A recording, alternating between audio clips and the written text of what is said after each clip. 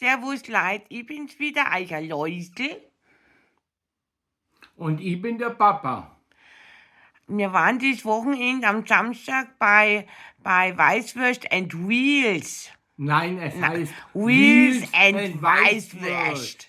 Genau. Das ist ja wohl der coolste Name ever. Wheels and Weißwürst. Wheels and Weißwürst. Ja. Ein cooler Name, ein tolles Konzept und es ist bei BMW Classic. Ja, das war echt schön. Und eine eigene Führung habe ich auch noch gekriegt. Ja, super war die Führung.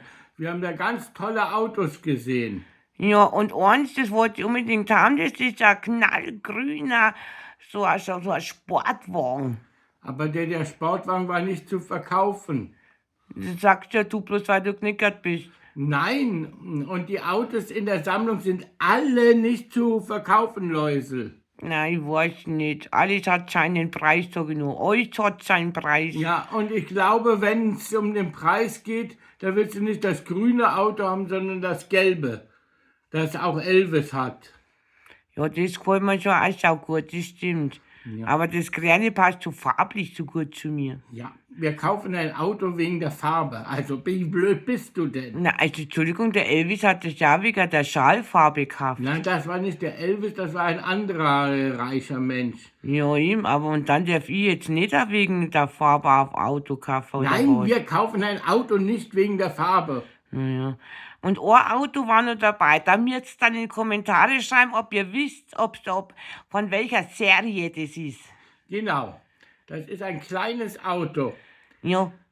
Aber mit mehr sagen wir gar nicht. Wenn es euch auffällt, sagt es, ob ihr wisst, von wem das ist, von welcher Serie das ist. Genau, so machen wir das. Ja.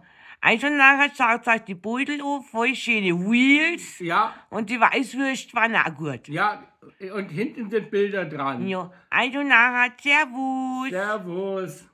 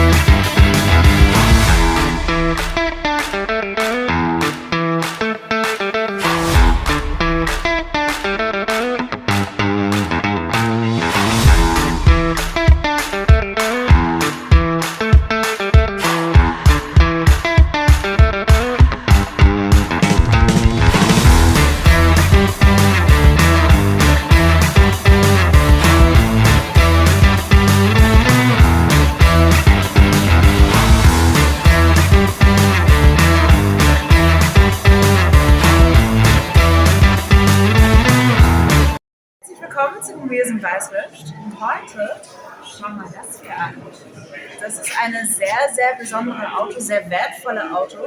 Das ist ein BMW 507 hier. Und Elvis Presley hat so ein Auto selber gehabt. Und das hier, dieses wunderschöne Design, das war von einer Wahl-New Yorker gemacht, Albrecht Graf Goertz. Er hat es in unter einem Jahr entwickelt.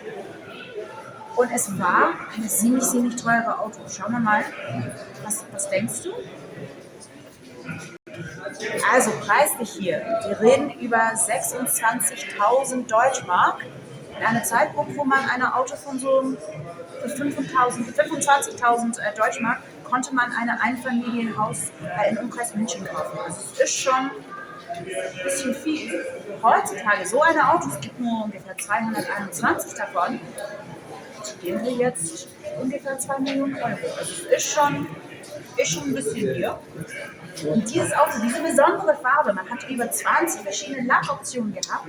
Diese besondere Farbe, so das Bananengelb würde ich sagen, das ist, weil die Person, die es gehabt hatte, er wollte, dass es richtig zu seiner Frau's Lieblingsschal passt. Das ist richtig Kostümfarbe.